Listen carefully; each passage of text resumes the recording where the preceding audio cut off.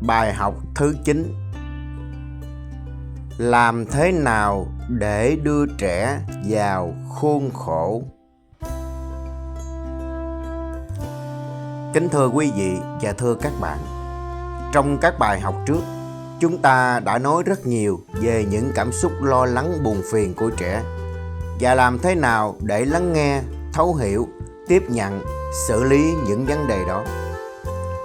Có lẽ đã đến lúc các bậc phụ huynh đang phân vân về câu hỏi: khi nào thì bài học sẽ nói về những khuôn khổ và sự vâng lời của trẻ đây? Trong khi chúng ta đã có những quy tắc phải tuân theo, có những yêu cầu trẻ phải thực hiện vô điều kiện. Kính thưa quý vị và thưa các bạn, chúng tôi không thể không đồng ý với quan điểm này. Đúng là chúng ta đã có những quy tắc, đã có những yêu cầu, và trong các bài học trước chúng ta đã thảo luận về chúng. Tại sao bây giờ chúng ta mới nói đến vấn đề khuôn khổ và kỷ luật? Trả lời cho câu hỏi này là một lý thuyết cơ bản. Nếu chúng ta không hiểu được những vấn đề tâm lý, những lo lắng hay niềm vui của trẻ và của chính mình, thì các bậc phụ huynh không thể chấn chỉnh kỷ luật được. Chính nhờ vào những bài học trước, chúng ta đã có những điều kiện cơ bản cần thiết. Đó là những kiến thức mới và cách giao tiếp mới với trẻ. Chúng ta sẽ có rất nhiều lần sử dụng chúng trong bài học này đấy. Chúng ta sẽ bắt đầu với một bí mật mà có thể khiến cho một số người cha, người mẹ bất ngờ. Trẻ không chỉ cần trình tự và quy tắc, mà chúng còn muốn và chờ đợi những trình tự và quy tắc đó. Trình tự và quy tắc sẽ làm cho trẻ dễ dàng nhận thức cuộc sống và có cảm giác an toàn hơn khi có thể biết trước được một số chuyện theo quy tắc. Bạn cũng phải quen dần với cảm giác mất bình tĩnh và bị phá vỡ nhịp điệu cuộc sống, giống như khi có con nhỏ. Thậm chí, nhiều khi còn phải rời nhà để đi đến nơi nào đó làm khách một vài tiếng. Sau đó, cho đến khi nào bình tĩnh, về nhà và mọi việc lại trở lại bình thường. Đôi khi, trẻ chuẩn bị và giữ gìn sự gọn gàng còn tốt hơn cả người lớn nữa. Chúng tôi sẽ kể cho bạn nghe một câu chuyện cảm động. Có một người mẹ và một cậu con trai 1 tuổi rưỡi rời nhà để đi dạo. Sau khi mở cánh cửa và đi ra ngoài, người mẹ vẫn để cánh cửa mở mà không chịu đóng lại. Sau khi đi được vài bước, cậu bé lo lắng nhìn xung quanh, vuột bàn tay mình ra khỏi bàn tay của mẹ, từng bước chập chững lại cánh cửa và cố gắng đẩy mạnh nó để đóng lại. Sự ngăn nắp và thứ tự đã được thực hiện. Liếc mắt nhìn xung quanh, bà mẹ nở nụ cười bối rối. Kính thưa quý vị và thưa các bạn, nhiều khi cha mẹ cũng phải đối mặt với những bảo thủ thú vị của trẻ. Chúng có xu hướng lặp lại những gì đã quen thuộc. Ví dụ như, nếu bạn thường đọc cuốn sách hoặc kể những câu chuyện cổ tích hay dành cho lứa tuổi mẫu giáo, bạn sẽ thấy một điều rất ngạc nhiên là trẻ không bao giờ chán những cuốn sách hay câu chuyện đó. Trẻ có thể nghe cuốn sách, câu chuyện đó hàng trăm ngàn lần mà không hề chán, kể cả khi trẻ đã thuộc lào nó.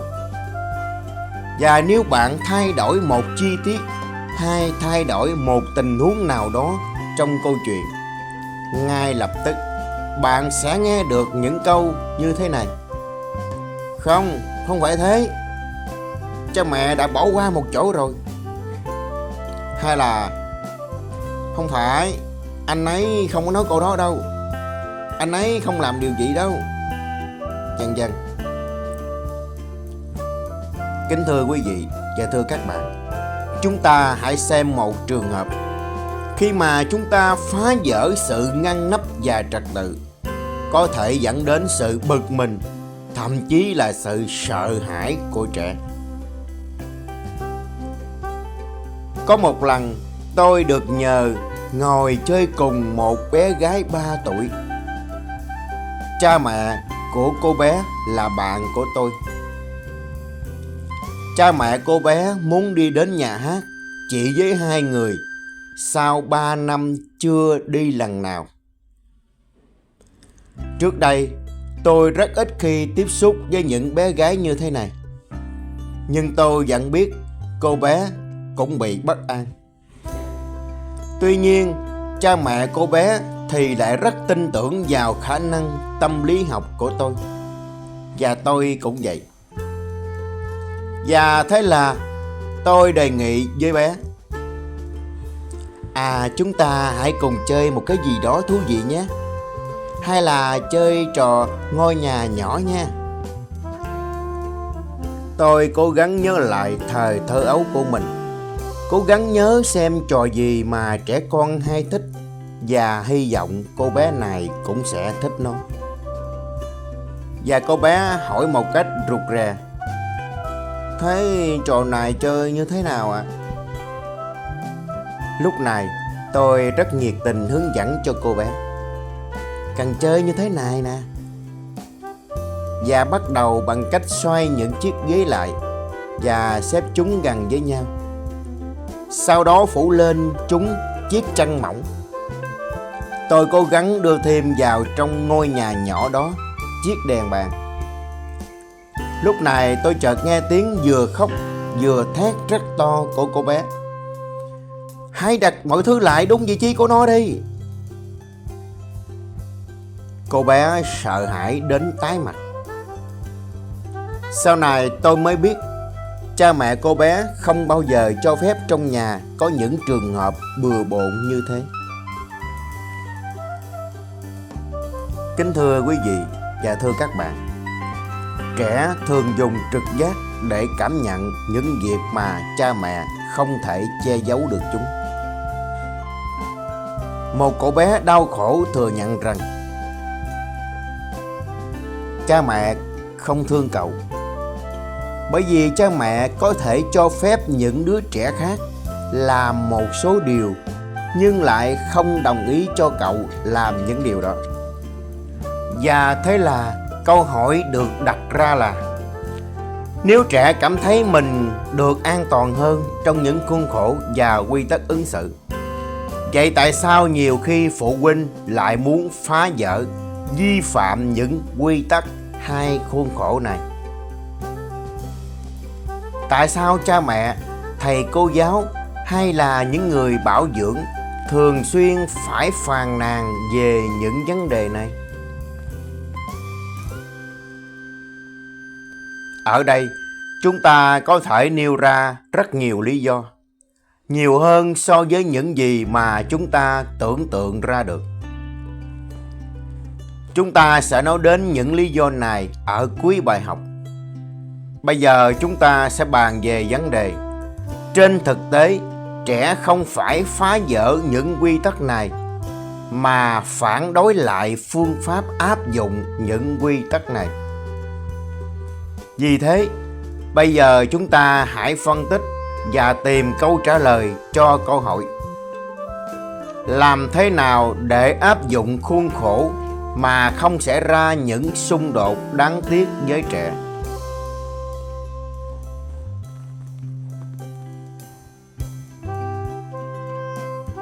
Kính thưa quý vị và thưa các bạn, chúng tôi nghĩ rằng đưa được trẻ vào khuôn khổ như thế là điều mong ước của tất cả các bậc phụ huynh. Điều này đồng thời cũng là bài toán khó nhất, tinh tế nhất đối với các bậc phụ huynh.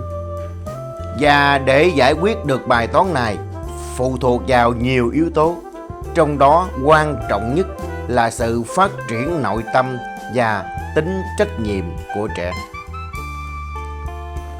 Có một vài quy tắc cần thiết sẽ giúp chúng ta thiết lập và duy trì khuôn khổ trong nhà mà không gây ra sự xung đột với trẻ.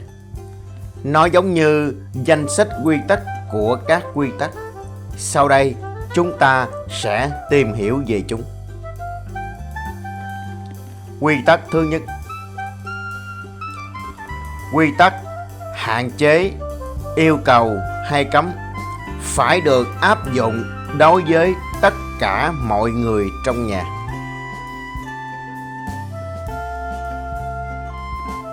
Đây là điều đặc biệt cần phải nhớ đối với các bậc phụ huynh, những người đang hướng đến cách tránh khỏi lo lắng buồn phiền mà trẻ có thể gây ra và triệt tiêu những xung đột trong gia đình.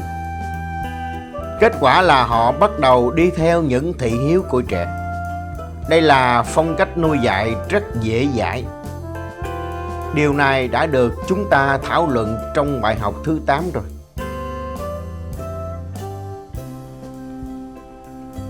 Quy tắc thứ 2. Quy tắc hạn chế, yêu cầu hay cấm không nên quá nhiều mà nên linh hoạt vận dụng.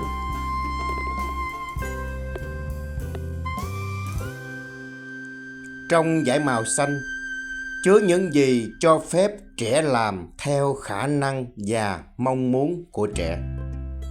Ví dụ như chơi một trò chơi nào đó, ngồi vào bàn học bài, viết hoặc vẽ trong một vòng tròn nào đó, kết bạn với một ai đó, vân vân. Khi tìm kiếm các ví dụ, phải thú nhận rằng chúng tôi đã gặp rất nhiều khó khăn. Không những phải liên quan đến những hành động của trẻ mà còn phải có sự đồng tình của tất cả các bậc phụ huynh nữa. Ví dụ như một số người lớn tuổi cho rằng cần phải kiểm soát được thời gian để chuẩn bị cho các bài học. Kèm theo đó phải có ai đó đi dạo cùng với con của họ, vân vân. Đồng thời có thể giải quyết một số lo lắng khác. Nếu làm như thế, họ có thể trút bỏ được những ưu phiền căng thẳng sau một ngày làm việc.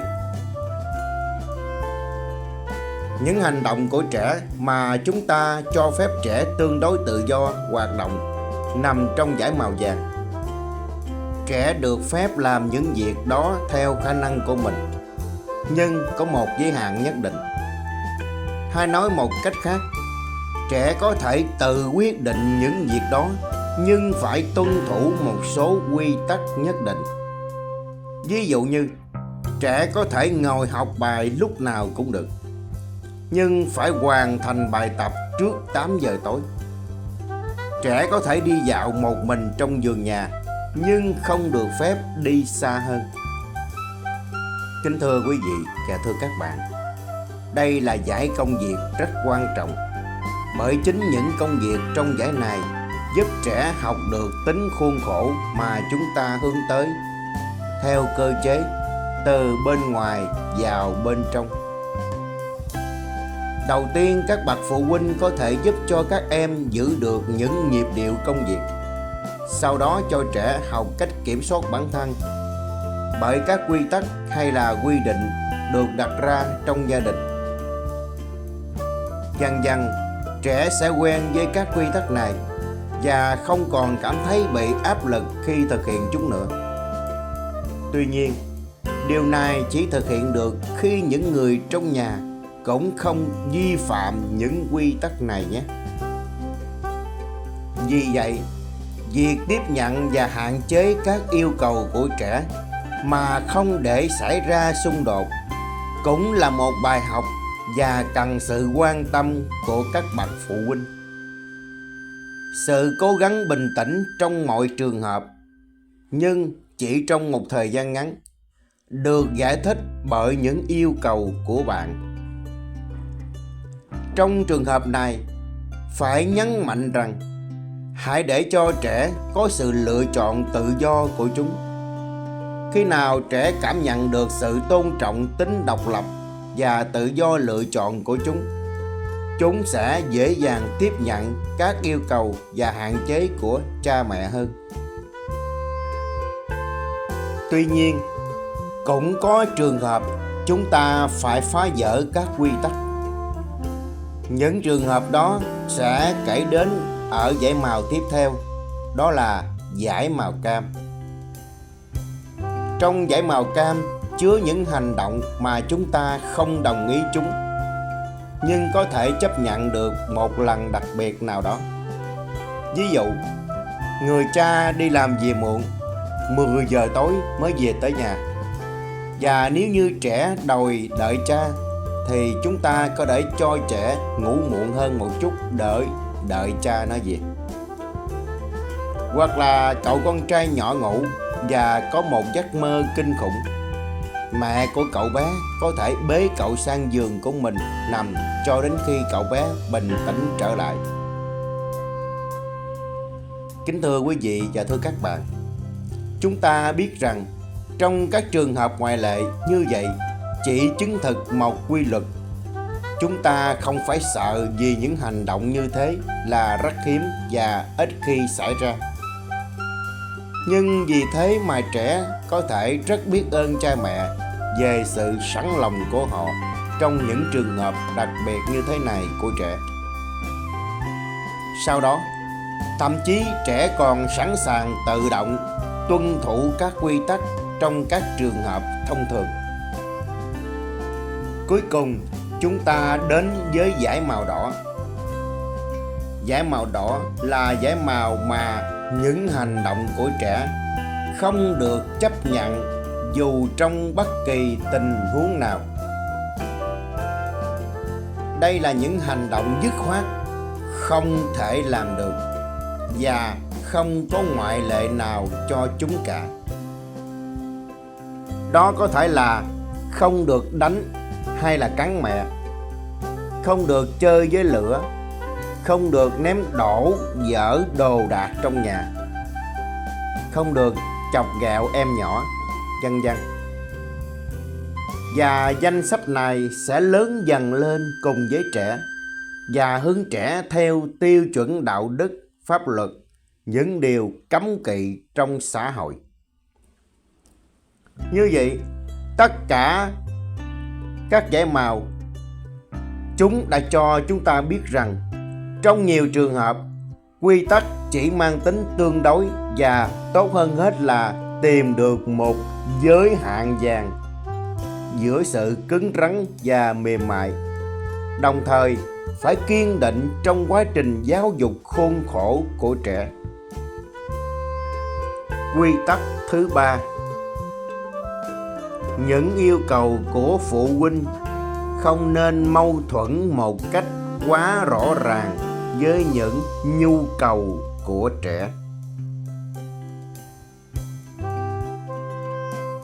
Ví dụ như cha mẹ thường bị bực mình bởi những hành động quá đáng của trẻ, như là sao mà trẻ có thể chạy nhiều đến thế, nhảy nhiều đến thế, chơi ồn ào đến thế, leo lên cây cao đến thế, ném đá, dẹ bẩn, mở mọi thứ ra, vân vân. Câu trả lời rất là đơn giản.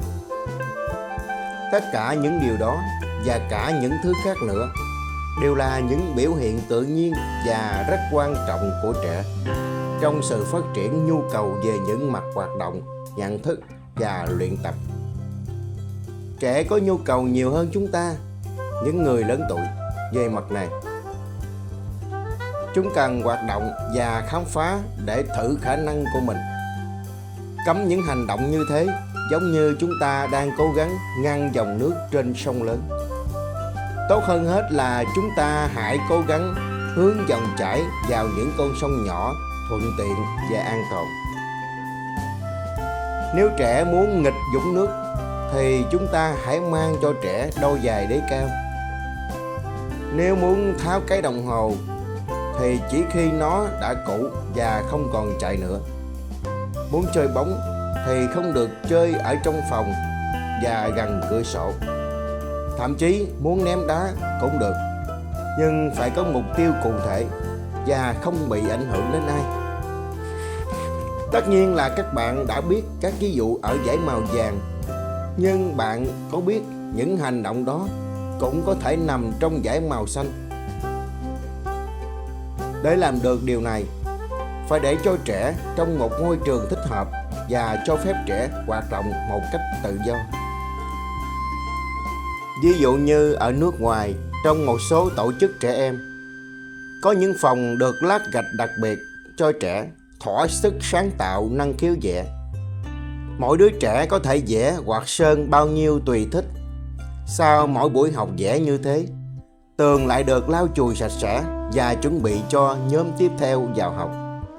Bọn trẻ ở đây rất thích buổi học vẽ kiểu này và những giáo viên cũng vậy. Ở một ví dụ khác liên quan nhiều hơn đến tuổi đi học, bắt đầu từ 10-11 tuổi, trẻ trở nên đặc biệt quan tâm đến việc giao tiếp với các bạn cùng lứa. Chúng tụ tập thành các nhóm khác nhau, lớn hoặc nhỏ. Chúng thường dành nhiều thời gian ở bên ngoài, bàn luận mọi việc dưới con mắt của chúng, chứ không phải người lớn.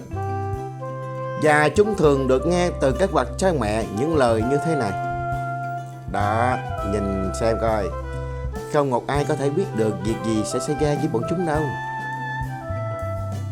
Một người cha là một giảng viên đại học nói về đứa con của mình: Con hãy nhìn xem, sinh viên luôn nhìn bố và cố gắng không bỏ sót một lời nào khi bố nói.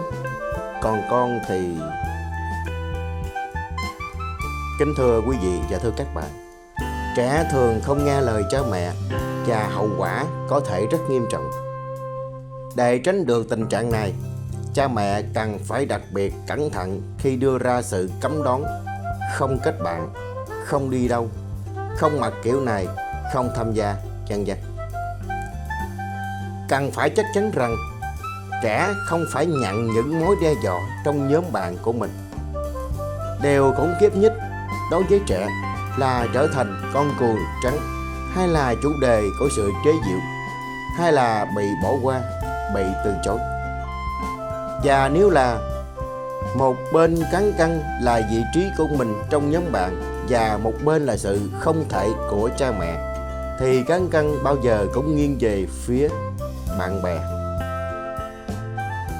Đối với chúng ta, các bậc phụ huynh đôi khi đòi hỏi phải có sự nhẫn nại và khoan nhường phi thường.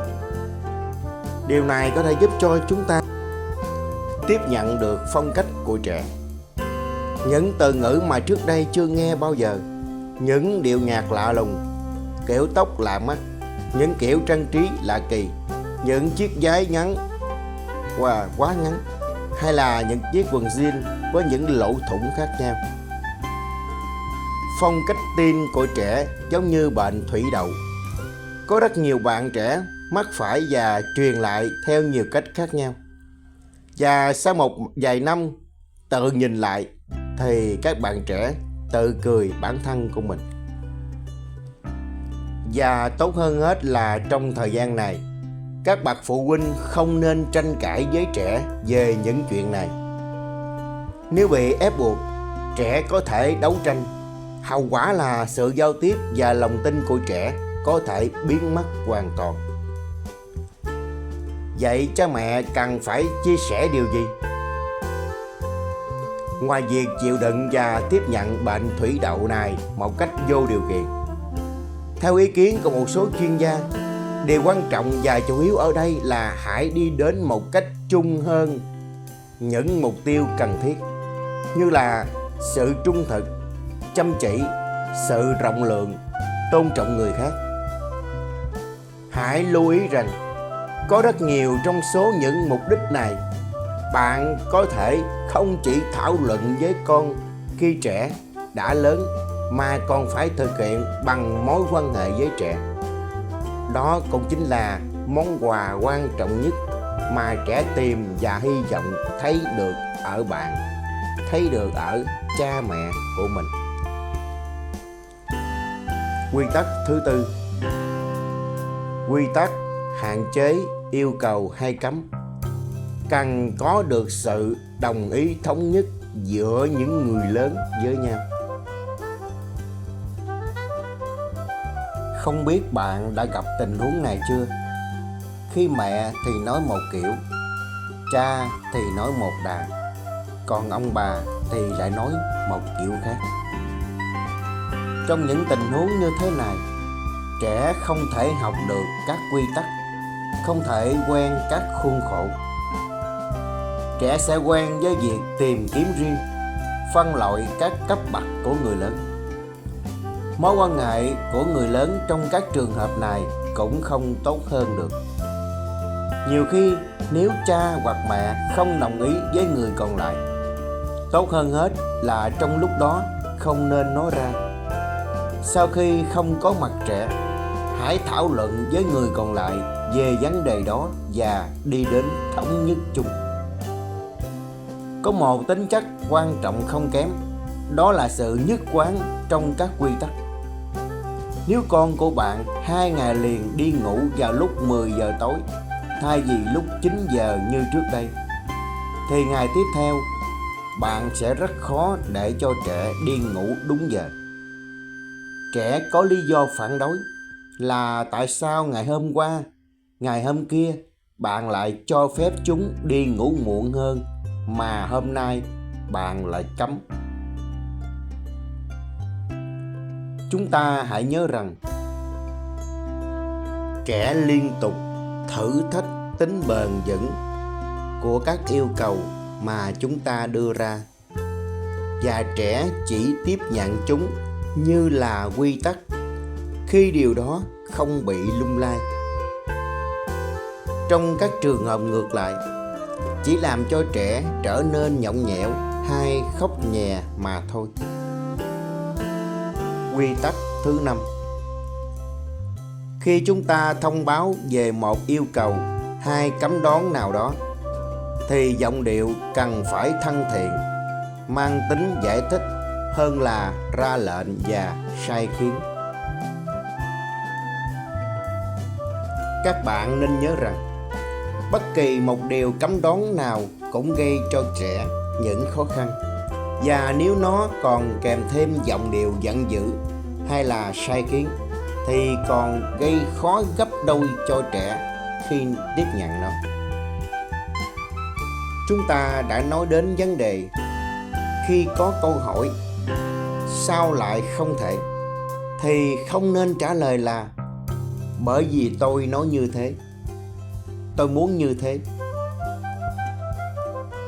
Cần phải giải thích một cách ngắn gọn. Đã muộn quá rồi, nguy hiểm lắm, có thể bị hỏng. Khi giải thích, chúng ta cần phải giải thích một cách ngắn gọn và lặp lại thêm một lần nữa. Và nếu trẻ hỏi thêm một lần nữa tại sao, thì không có nghĩa là trẻ không hiểu bạn đang nói gì, mà chúng đang gặp khó khăn trong việc chiến thắng những mong muốn của bản thân. Lúc này đây, chủ động lắng nghe có thể giúp được bạn.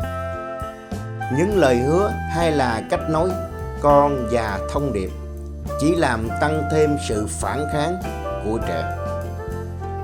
Nếu bạn nói về các quy tắc hay yêu cầu, tốt hơn hết là tránh đưa ra dạng câu mệnh lệnh. Ví dụ như bạn nói không ai chơi diêm cả, thay vì nói không được chơi diêm.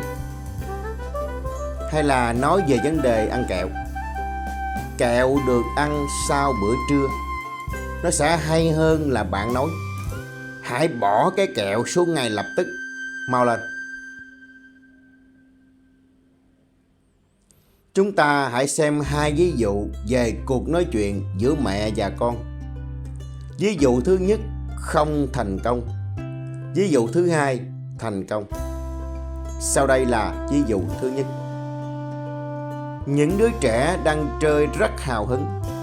Mẹ nói đủ rồi, hãy dừng lại ngay.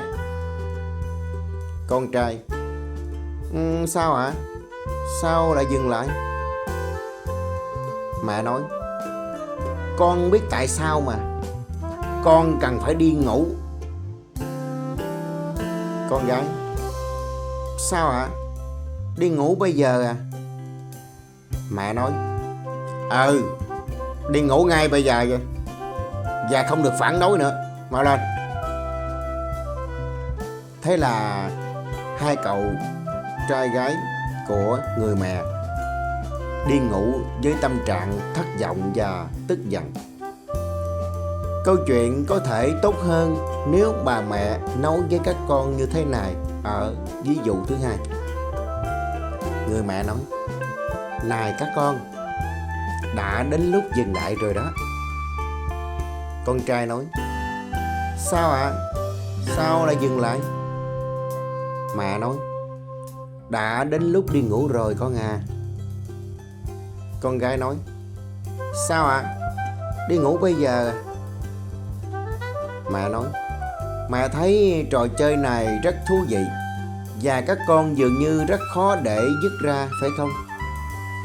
Người mẹ đang chủ động lắng nghe mẹ cộng thông điệp. Con gái nói: "Vâng ạ, trò chơi rất là thú vị ạ. Hãy nhìn xem này, chúng con chỉ cần 2 bước nữa là làm xong tất cả rồi mẹ." Mẹ nói: "Được rồi, 2 bước nữa, không hơn đâu nha. Đồng ý như thế nhé." Cả hai đứa con đồng thanh nói: "Vâng ạ. Sau đó bọn con sẽ dọn hết chỗ này ạ." Như bạn thấy đấy, người mẹ ở đây, ở ví dụ thứ hai này, đã có giọng điệu rất thân thiện và hiểu được bọn trẻ đang mong muốn điều gì.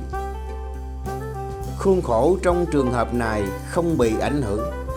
Ngược lại, trẻ đã xác định được cho bản thân tính trách nhiệm về sự gọn gàng, ngăn nắp sau khi chơi. Có thể sẽ là rất hữu ích nếu chúng ta đoán được những khó khăn mà trẻ gặp phải khi thực hiện những yêu cầu và thảo luận với trẻ về những điều đó trước. Ví dụ như, chúng ta biết rằng bộ phim này hay và sẽ kết thúc rất muộn, mà trẻ rất muốn xem, kể cả chỉ xem được một đoạn đầu thôi. Thì hãy nói trước với trẻ về sự gián đoạn ở giữa tập phim. Đồng thời, bạn có thể đưa ra cho trẻ một số lựa chọn khác. Ví dụ như chơi trò chơi thú vị nào đó trước khi đi ngủ, hay là đọc một cuốn truyện mà trẻ yêu thích. Và nếu sau tất cả, trẻ vẫn muốn chọn phương án khó khăn nhất là xem phim, thì điều quan trọng là phải đảm bảo rằng bạn thỏa thuận được thực hiện, và trẻ sẽ đi ngủ đúng giờ. Tốt nhất là hãy giúp trẻ nhớ lại những thỏa thuận 5 phút trước khi đến giờ quy định. Trong trường hợp này, bạn sẽ đóng vai trò là người trợ lý, giúp trẻ tự nguyện thực hiện những thỏa thuận đã đề ra, chứ không phải ép buộc trẻ thực hiện trong sự khó chịu của chúng.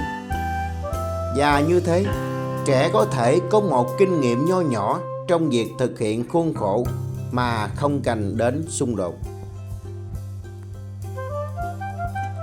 Kính thưa quý vị và thưa các bạn, nói đến kỷ luật và khuôn khổ thì điều tất yếu là phải nói đến hình phạt.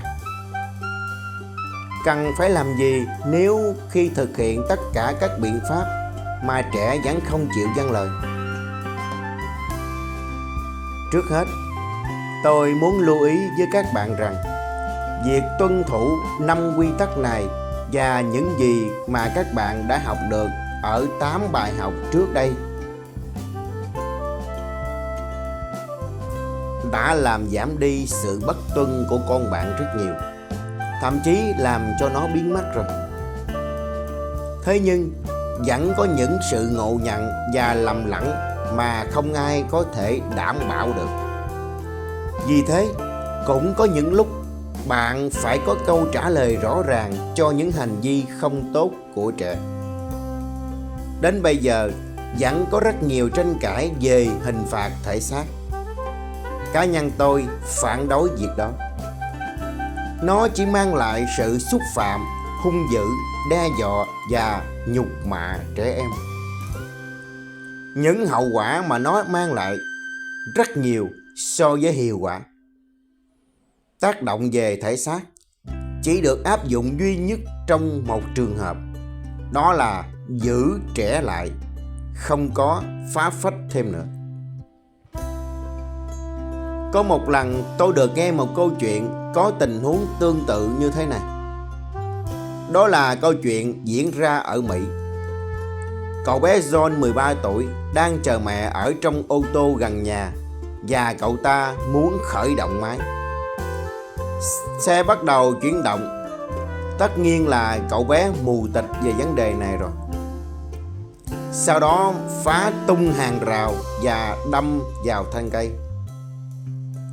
Tất cả mọi thứ xảy ra rất đột ngột và nhanh chóng. Cậu bé John hốt hoảng nhảy ra khỏi xe và chạy vào nhà. Liên tục cậu lại lẩm bẩm trong hơi thở của mình: mình đã làm cái gì thế này? Mình đã làm cái gì thế này? Cô em gái của cậu, người đã chứng kiến tất cả hành động của cậu từ đầu đến cuối qua cửa sổ, nhìn cậu dưới sàn với ánh mắt chua cay. Sau đó xuất hiện tiếng kêu của người mẹ. Thấy được tình trạng của cậu John, bà nắm lấy tay cậu và đột ngột ngồi xuống ghế sofa. Thả con ra. John cố gắng thoát khỏi tay mẹ. Không. Người mẹ trả lời rất dứt khoát. Mẹ sẽ giữ con trong lúc con chưa hoàn hồn lại. Không, hãy thả ra. John phản kháng.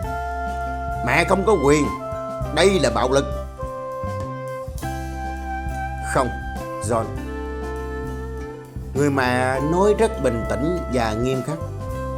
Bà vẫn tiếp tục giữ cậu con trai lại thật chặt.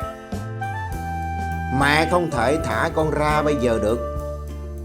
Mẹ sẽ làm điều này khi nào con có thể kiểm soát được bản thân của mình. Bây giờ thì con chưa làm được điều đó. Nhưng mẹ không biết con đã làm cái gì đâu.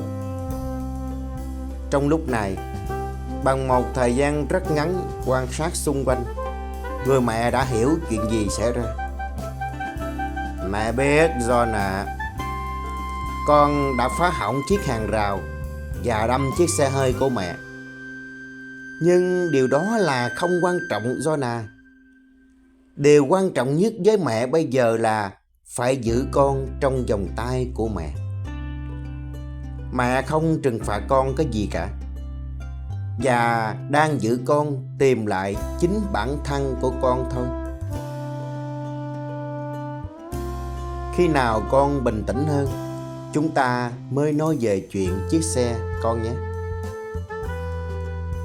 Kính thưa quý vị và thưa các bạn, phải công nhận rằng đây là một bài học đáng nhớ đối với chúng ta về sự sáng suốt và hiệu quả trong giao tiếp của người mẹ với con trong tình trạng khẩn cấp. Bạn có thể nói rằng ở đây không có hình phạt nào cả. Vâng, có thể là như vậy. Mặc dù khi miêu tả tình huống này thì hình phạt là thứ hình thành đầu tiên trong đầu của người cha, người mẹ. Tuy nhiên, trong tình huống này, John đã bị trừng phạt bởi những gì đã xảy ra, và người mẹ đã nhận thấy vai trò của mình để giúp đỡ John có một bài học thích đáng.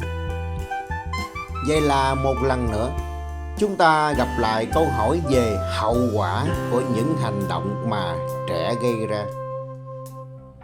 Đồng ý hay là không đồng ý chấp nhận và bỏ qua chúng? Các bạn sẽ lựa chọn đồng ý hay là không đồng ý? Trước đây, chúng ta đã nói là phải chấp nhận chúng để trẻ có thể học được những bài học từ lỗi sai của mình. Bây giờ chúng ta có thể nói thêm chấp nhận chúng để có thể giáo dục trẻ tôn trọng tính kỷ luật và khuôn khổ. Một hệ quả tất yếu của việc không nghe lời, đó chính là một dạng hình phạt được đưa đến từ cuộc sống của bản thân, và giá trị hơn thế nữa, vì buộc tội trẻ trong những tình huống như thế này không ai khác có khả năng ngoài chính trẻ. Trẻ bị mèo cào hay nhận điểm kém là do không học bài. Có thể sẽ là lần đầu tiên trẻ cảm nhận được ý nghĩa và sự cần thiết của các yêu cầu hay khuôn khổ mà người cha, người mẹ của trẻ đặt ra cho trẻ. Một kinh nghiệm thực tế bằng cả chục lời nói.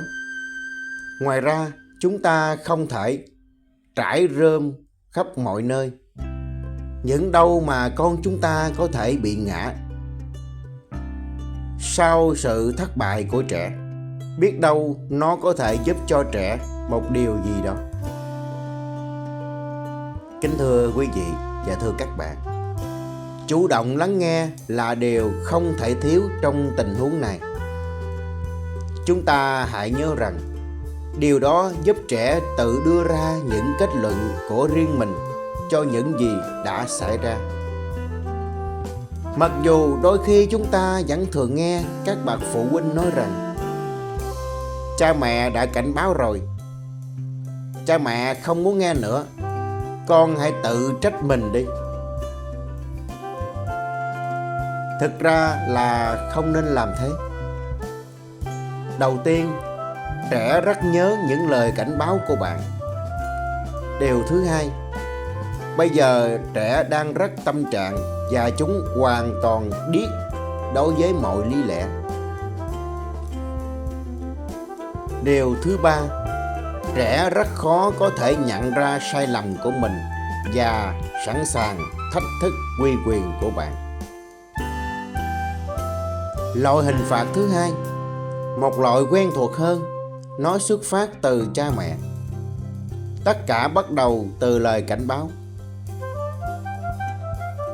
Nếu con không thế này thì... và kết thúc với việc thực hiện lời nói đó. Ví dụ như, nếu con không ngừng nói bậy, mẹ sẽ bắt con đứng vào góc tường đấy. Nếu con không dọn phòng thì sẽ không bao giờ được đi chơi. Những kiểu hình phạt như thế này được gọi là hậu quả có điều kiện của việc bắt tuân. Bởi lẽ chúng không bắt nguồn một cách tự nhiên từ những hành động của trẻ, mà do cha mẹ định trước theo suy xét của họ.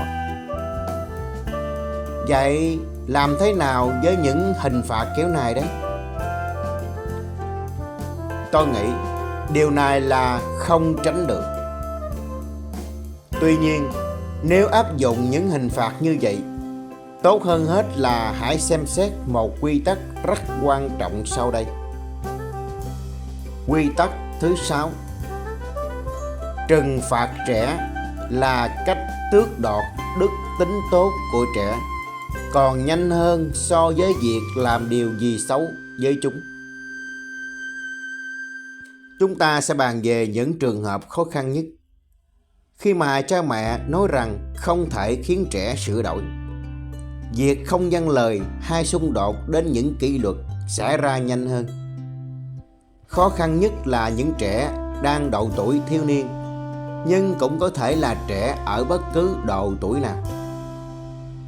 Nếu như bạn đang trong trường hợp này, quan hệ của bạn với trẻ chỉ khiến bạn lo lắng và tức giận hơn là vui vẻ. Thậm chí còn tệ hơn là đi vào ngõ cụt và cảm thấy tuyệt vọng. Mọi việc vẫn có thể cứu vãn được nếu bạn thực hiện những phương pháp đặc biệt. Trước tiên, chúng tôi muốn chia sẻ với bạn rằng những phương pháp này các bậc phụ huynh và ngay cả những người là thầy cô giáo cũng ít biết đến. Những trẻ không vâng lời thường bị kết tội là thường có những dự định tồi tệ hay có cái gen xấu. Thực chất, Trong số những đứa trẻ khó khăn này thì bản chất của chúng không quá tệ đâu, mà là do chúng quá nhạy cảm và bị tổn thương thường xuyên. Chúng bước trên đường ray với những gánh nặng cuộc sống hay khó khăn, và chúng phản ứng trước những vấn đề này sớm hơn và mạnh mẽ hơn nhiều so với những trẻ được sống bình yên cùng lứa tuổi. Do đó, chúng ta có thể kết luận rằng trẻ khó khăn cần được giúp đỡ, và trong bất kỳ trường hợp nào cũng không nên phê bình và trừng phạt chúng. Nguyên nhân trẻ nhất quyết không chịu nghe lời bắt nguồn từ tâm lý của trẻ. Bề mặt thì chúng ta chỉ thấy trẻ đơn giản là không nghe lời, không muốn hiểu chúng ta. Nhưng lý do thật sự không phải ở đó. Đó là cảm xúc chứ không phải là lý lẽ. Hơn nữa, ngay cả bản thân của trẻ và người lớn cũng không nhận ra điều này. Từ đó chúng ta có thể kết luận chúng ta cần phải tìm hiểu nguyên do. Cha mẹ hay bỏ dở việc của mình để quan tâm đến con cái. Không nên nói rằng điều đó luôn tốt, mà phải chú ý đến kết quả mà chúng ta cùng trẻ nhận được. Thế là bài học thứ 9 đến đây là kết thúc. Kính mong quý vị và các bạn sẽ ủng hộ để kênh được phát triển mạnh mẽ hơn. Và kính chúc quý vị các bạn sẽ có một gia đình hạnh phúc, cha mẹ tốt, con cái tốt. Trân trọng kính chào và hẹn gặp lại ở những nội dung tiếp theo.